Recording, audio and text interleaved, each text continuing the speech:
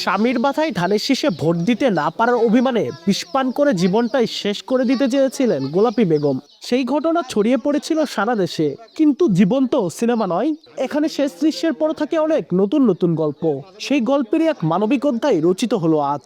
গোলাপী বেগমের বাড়িতে প্রধানমন্ত্রীর ঈদ উপহার নিয়ে হাজির হয়েছেন স্থানীয় সংসদ সদস্য ও স্থানীয় সরকার পল্লী উন্নয়ন ও সমবায় প্রতিমন্ত্রী মীর শাহ আলম।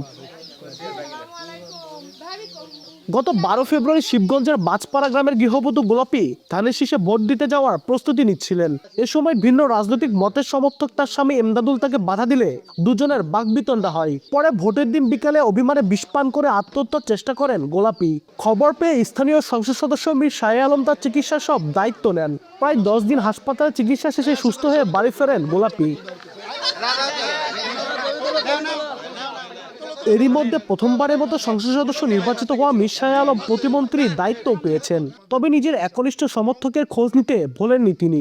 ঈদ উপহার নিয়ে গোলাপীর বাড়িতে গিয়ে তাকে বোনের মর্যাদা দিয়ে তার পরিবারের দায়িত্ব গ্রহণ করেছেন। আমি ভোটের সেন্টারে ছিলাম, বিকেলে যখন ভোটের সেন্টার থেকে বাইরে হয়ে আসি তখন শুনছি যে আমার এই চাষিটা বিষ খাইছে। কিন্তু তারপরে আমি ঘটনা শুনতে পেলাম যে কী জন্য বিষ খাইলো। বলতেছে যে তার স্বামী ধানের শীষে ভোট দিতে দিবে না, সে বাধা দিছে, সে জোর করছে যে আমি ধানের শীষে ভোট দিতে চাই। সারা জীবন আমি ধানের শীষে ভোট দিয়ে আসিছি, এবারও আমি ধানের শীষে ভোট দিতে চাই। সেই ভোটটা তার স্বামী দিতে বাধা দিছে, মারপিট করছে, তখন সে বাড়িতে এসে আত্মহত্যা করার জন্য বিষ খাইছে। শালম ভাই আসিছে, আমার খুব ভালো লাগছে।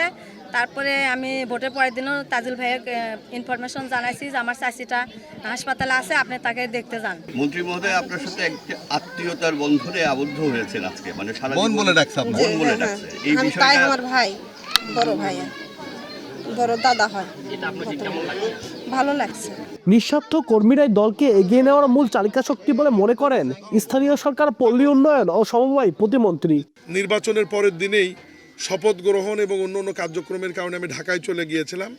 এই কারণে আমি এই বোনটার খোঁজ নিয়েছি টেলিফোনে, আমাদের লোকজনকে হসপিটাল পাঠিয়েছি, তার চিকিৎসার খরচ দিয়েছি।